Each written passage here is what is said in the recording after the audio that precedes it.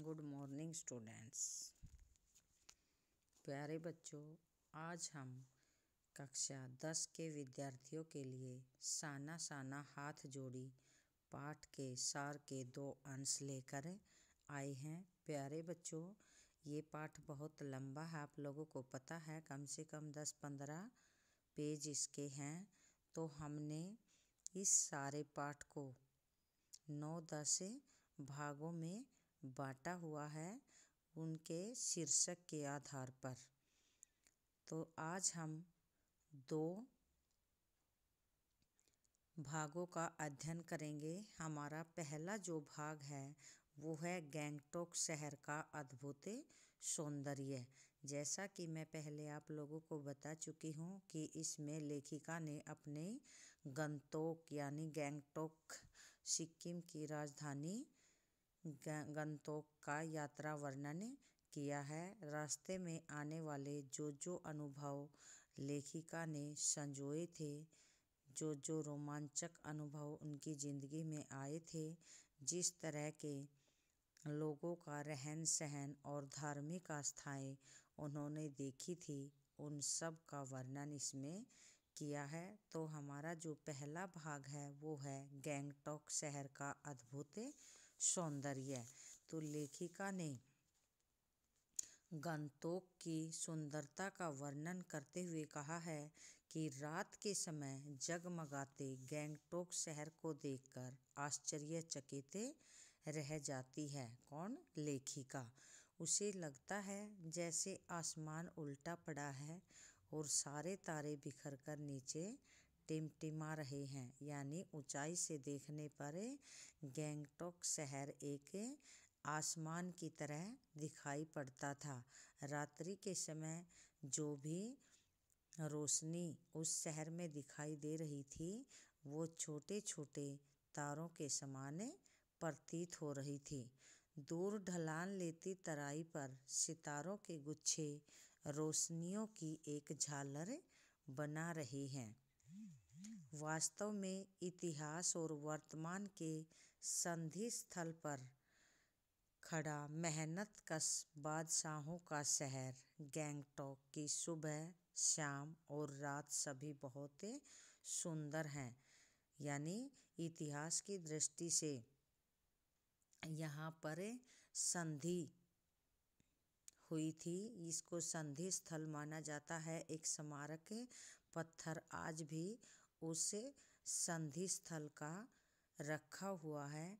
और लेखक ने मेहनतकश बादशाहों का शहर गैंगटॉक को इसलिए कहा है क्योंकि जो पर्वतीय लोग होते हैं, पहाड़ों में रहने वाले जो लोग होते हैं, उनका जीवन बहुत कठिनाइयों से भरा हुआ होता है और उनको अपनी जीवन यापिका चलाने के लिए बहुत मेहनत करनी पड़ती है। जीवन यापन के लिए वो बहुत मेहनत करते हैं। इसीलिए लेखिका ने गंगटोक को मेहनतकश बादशाहों का शहर कहा है। और इस शहर की सुबह, शाम और रात सभी बहुत सुंदर हैं।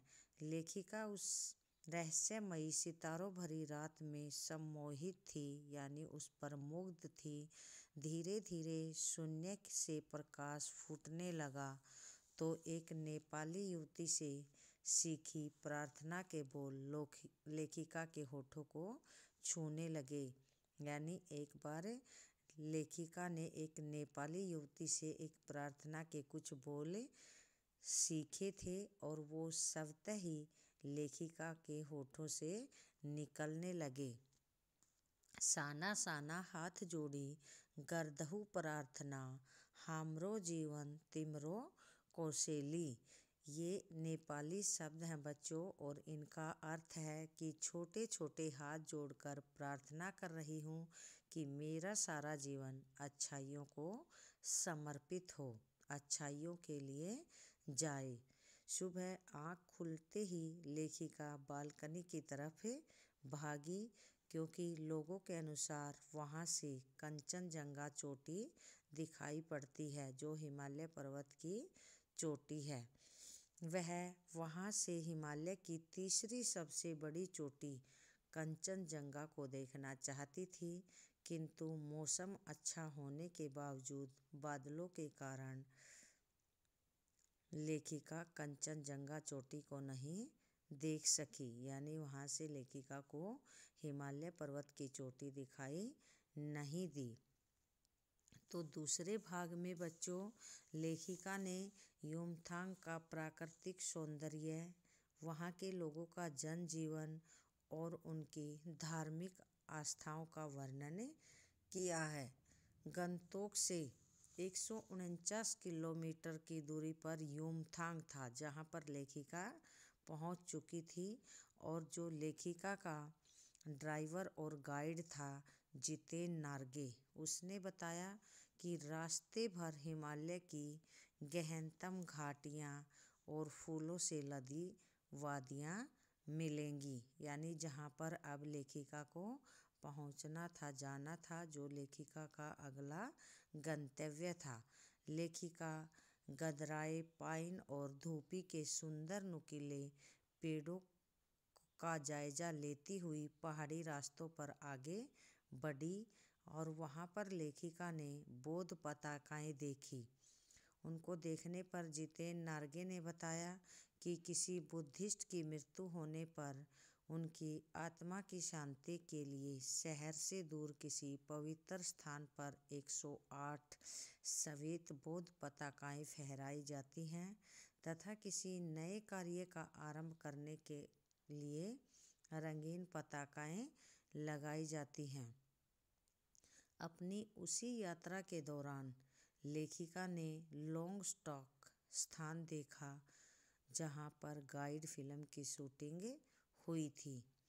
इस फिल्म के नायक देवानंद थे बच्चों, और ये एक नावल के रूप में भी प्रसिद्ध है। इसी स्थल पर तिब्बत की दोनों स्थानीय जातियों के बीच चले सुदीर्घ यानी बहुत लंबे झगड़े के बाद शांति वार्ता शुरू हुई थी। उन्हीं रास्तों पर नार्गे ने लेखिका को प्रेयर व्हील, एक प्रार्थना चक्कर दिखाया, और लोगों की मान्यता है कि इसको घुमाने से सारे पाप धुल जाते हैं, नष्ट हो जाते हैं, समाप्त हो जाते हैं। उसे देखकर लेखिका को लगा कि पहाड़ हो या मैदान, इस देश की आत्मा एक जैसी है। तो इस अंतिम पंक्ति का भाव है बच्चों कि मैदानी क्षेत्रों में भी लोगों के मन में गंगा नदी के प्रति ऐसी ही धारणा है। मैदानी क्षेत्रों के लोगों की मान्यता है कि गंगा स्नान से सभी के पाप धुल जाते हैं, और जब लेखिका को इस प्रार्थना चक्कर यानी प्रेयर व्हील के बारे में पता चला तो उसके मन में वही बात आ गई कि पूरे भारत की आत्मा एक समान है, यानी लोगों के विचारों में कहीं ना कहीं समानता अवश्य दिखाई देती है। तो प्यारे बच्चों, आप लोगों को इस सार को अच्छी तरह से समझकर इसमें से कम 5 प्रश्न बनाने हैं। जैसे कि गंगटोक शहर की सुंदरता का वर्णन कीजिए, और लेखिका ने कौन सी प्रार्थना बुदबुदाई थी और वो प्रार्थना कहाँ से सीखी थी, या युमथांग के प्राकृतिक सौंदर्य, वहाँ के जनजीवन और वहाँ की धार्मिक आस्थाओं के बारे में वर्णन कीजिए। इस तरह से आप लोगों को अपनी प्रैक्टिस नोटबुक में कम से कम 5 प्रश्न बनाने हैं। पाठ को अच्छी तरह से समझकर बाकी के भागों का हम आगे अध्ययन करेंगे। धन्यवाद।